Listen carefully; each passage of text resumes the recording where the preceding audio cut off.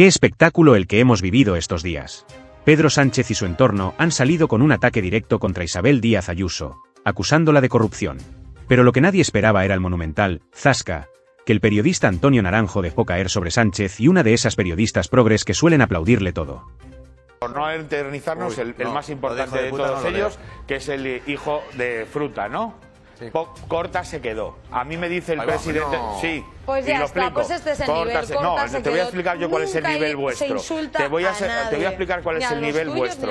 Que es que nunca veis la causa, solo pensáis en el efecto. ¿La causa cuál es? Que el presidente del gobierno, en público, en sede institucional, que es el Congreso de los Diputados, acusa a Isabel Díaz Ayuso de ser una corrupta cuando la justicia española y la justicia europea han archivado un caso referente a su hermano. Lo chocante de todo esto es que allí en plato está esa palmera de Sánchez que intenta defender toda esta corrupción mafiosa indefendible. Naranjo no se cortó un pelo. Dijo, en pocas palabras, algo que muchos pensamos. ¿Con qué autoridad moral acusa Sánchez de corrupción, cuando tiene a su alrededor un auténtico lodazal? Vamos a poner esto en contexto porque es importante entender la magnitud del escándalo. Empezamos por el propio núcleo familiar de Sánchez. Su padre, implicado en una investigación de Hacienda relacionada con una fábrica vinculada a un entramado poco claro. Su mujer, Begoña Gómez, con contratos bajo sospecha que han sido señalados por muchos como fruto de favoritismos desde que Sánchez llegó a Moncloa.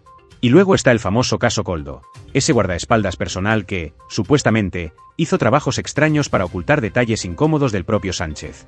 Espera que termino la secuencia. Digo, no vaya a ser que se crean vuestra retaíla de inventos. Y lo que hace la presidenta de la Comunidad de Madrid en un acto humano, que no está bien, pero es humano, es murmurar: hijo de puta. Dice el presidente del gobierno en sede institucional un bulo de esas características, faltando a mi familia, no lo digo murmurando, no lo digo murmurando, me levanto y lo digo a voz en grito. Y no tenéis ningún derecho a reprobarle a Isabel Díaz Ayuso que se defienda de un ataque burdo, de un bulo, si no ponéis por delante lo que hizo el presidente del gobierno. Esta gente son los típicos que pueden acusar e insultar a todos los demás, pero cuando les dicen algo a ellos se indignan. Es increíble cómo aún hay gente aplaudiendo y defendiendo a estos tipejos. Pero no solo es su familia. Si miramos alrededor, la lista de casos en su entorno más próximo dentro del PSOE es interminable. Ábalos, con el escándalo de los maletines de Venezuela y aquellas reuniones secretas en el aeropuerto con la vicepresidenta de Maduro. Un caso que sigue levantando muchas sospechas. Ahora, el nuevo escándalo de Juan Carlos Aldama, que añade más leña al fuego con posibles desvíos de fondos. Y no olvidemos los casos históricos del PSOE en Andalucía y otras comunidades, que todavía resuenan como ejemplos de corrupción masiva.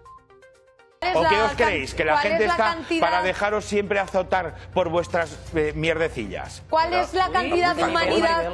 ¿Cuál es la cantidad de humanidad que hay que poner? Preferimos la fruta, Naranjo. Pero ¿qué es eso de que te acusen de corrupto el presidente del gobierno, que tiene a la mujer, al hermano, a su mano derecha imputados, y se permite al Congreso a llamar corrupto a un chaval que pasaba por ahí, que le han juzgado y lo han absuelto 2 veces? Lo más curioso de todo esto es cómo Sánchez y sus palmeros mediáticos intentan hacer pasar todo esto como si no existiera, mientras señalan a Ayuso con el dedo, sin pruebas claras, en un intento descarado de desviar la atención. Aquí es donde entra Antonio Naranjo, que no solo desmonta las acusaciones contra Ayuso, sino que expone esta doble vara de medir. Y es que, mientras Sánchez acusa con una mano, con la otra tapa un rosario de casos mucho más graves en su propio entorno. Lo irónico es que esta estrategia ya no cuela. La gente está cada vez más harta de este discurso hipócrita, y la figura de Sánchez queda más debilitada con cada acusación que se desmonta. Al final, como bien dijo Naranjo, el problema no es que te acusen, el problema es no tener la credibilidad para hacerlo. Ahora me pregunto, ¿cómo es posible que Sánchez, con todo este panorama, tenga todavía el descaro de hablar de corrupción? ¿Qué opináis vosotros? ¿Es este un ejemplo más de la política de haz lo que yo digo, pero no lo que yo hago? Dejadme vuestras opiniones en los comentarios, porque esto da para mucho debate. Y no olvidéis suscribiros al canal para estar al día de los zascas más épicos y las noticias que no te cuentan en los medios de siempre. Nos vemos en el próximo vídeo. Una de las estrategias más repetitivas de la izquierda española, y en especial del gobierno de Pedro Sánchez, es la de la victimización constante. Cada vez que se ven acorralados, sacan el mismo manual: desviar la atención, buscar enemigos imaginarios y pintar a su líder como una víctima de las fuerzas del mal. Y claro, para ellos, esas fuerzas siempre son la derecha, los jueces conservadores, los medios manipulados o cualquier otra excusa que les sirva en ese momento. Vamos a ser claros, esta estrategia no es nueva. El PSOE lleva años jugando esta carta, pero con Sánchez se ha llevado al extremo. Mientras el presidente intenta tapar los escándalos que le rodean, como el caso Koldo, el caso Ábalos o las irregularidades en los contratos de su mujer, Begoña Gómez, aprovecha cualquier oportunidad para desviar el foco hacia otros. Un ejemplo reciente es cómo han utilizado a Isabel Díaz Ayuso como blanco. La acusan de corrupción sin aportar pruebas sólidas, mientras en su propia casa tienen no uno, sino una lista interminable de escándalos. Pero claro, según ellos, cualquier crítica hacia Sánchez es un ataque injusto y desmedido. Esta táctica de victimización funciona porque siempre hay un grupo dispuesto a comprar esa narrativa. ¿Cómo no indignarse cuando pintan a Sánchez como el salvador de España, el líder que lucha contra los poderes oscuros? Lo que no dicen es que esos supuestos poderes oscuros son, en muchos casos, simplemente gente harta de tanta hipocresía. Y hablando de hipocresía, no podemos ignorar cómo el PSOE ha intentado justificar sus propios casos de corrupción diciendo que todos los partidos tienen casos. ¿De verdad esa es la defensa? Es como si te pillan robando y te justificas diciendo que otros también lo hacen.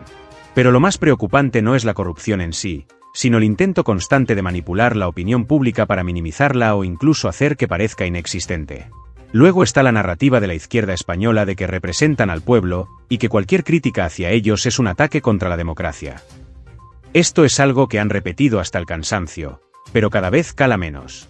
¿Qué democracia representan cuando su líder gobierna con socios que no creen en España, como los independentistas, o con partidos que han defendido discursos de odio?